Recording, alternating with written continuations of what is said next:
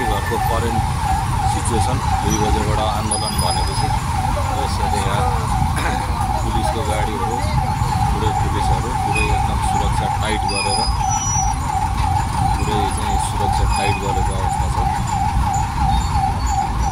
यतापट्टि नि पुरै जाम लागिसकेको छ, पुरै दुई साइडै पुरै जाम लागिसकेको छ। अब के हुने हो कसो हुने हो यो आन्दोलनमा अब हेर्दै जाउँ। चाहिँ जाम लागिसकेको छ। अस्ति नै आन्दोलनमा होला जिल्ला सरकारी वकिल कार्यालय घुम्नु